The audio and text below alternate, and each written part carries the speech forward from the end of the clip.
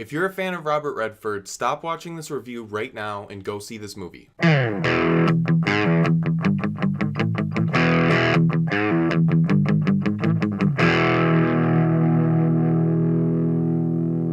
The Old Man and the Gun is about Forrest Tucker, an old man who lived a life of crime, robbing banks, and staying pleasant as he did. David Lowery is very quickly becoming one of my favorite working directors. He's known for Pete's Dragon and A Ghost Story, and I'd say this is his simplest project, both in storytelling and visual effects. That simplicity paid off big time, leaving room for some fantastic performances and a straightforward but beautiful story. Robert Redford is a pretty big deal. He's not just one of the biggest stars ever, he's also an Academy Award-winning director, and he founded the Sundance Institute, which later started hosting the Sundance Film Festival, which is one of the biggest in the world. He's kind of considered the father of indie filmmaking. In The Old Man and the Gun, Robert just gives us a wonderful and pleasant performance. Being his last will definitely make it extra memorable, but I really don't think it would be a stretch to call it one of his best. Sissy Spacek and Casey Affleck did a great job as well. As I said before, the movie was really simple, and it seemed a lot of the actors took advantage of this and really embodied their characters.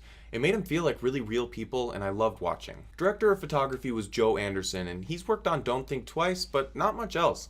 I kind of see a good future for him because the camera work in this was really clean and it complemented the scenery excellently. So I had a really good time watching this movie. It looked really great and the story was told really well, but I think it will truly hit home for Robert Redford fans out there. There were scenes throughout that reference his old work and even some lines of dialogue that you go, wait, haven't I heard that before? It all works really well for the story told, and it really feels like a proper send-off for a legend. The movie was written by David Lowery, and it's remarkable how he was able to take an article and adapt it into a screenplay that's not only a great movie, but a farewell to an actor. While to me the ending felt a little abrupt, the overall pacing of the story was almost perfect. Lowery has really proven himself to be a great writer-director, adapting works into scripts, making those scripts his own, and then bringing that to life. He's working on the live-action Peter Pan, and I'm not usually stoked for live-action remakes, but I'm stoked for that. Daniel Hart has worked with David more than once now, and he always adds a key element with his music. In The Old Man and the Gun, he elevates a great movie with a matching soundtrack.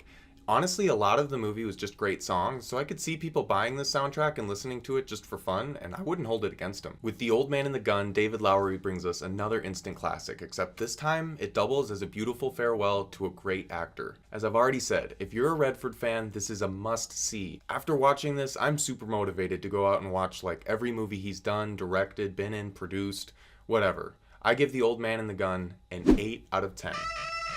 Hey everyone, thank you so much for watching and subscribing. If you like this, go ahead and hit like and let me know down in the comments, what's your favorite Robert Redford movie?